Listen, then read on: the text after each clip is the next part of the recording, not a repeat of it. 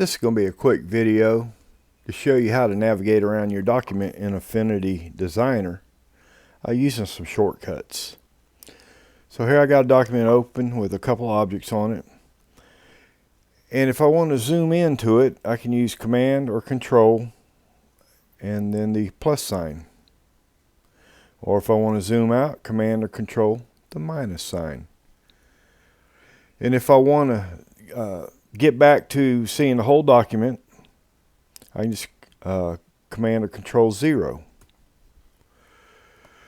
And if I want to grab the document, move it around, just press your space bar and you see the little hand comes up and just start click and drag. You can drag your document around.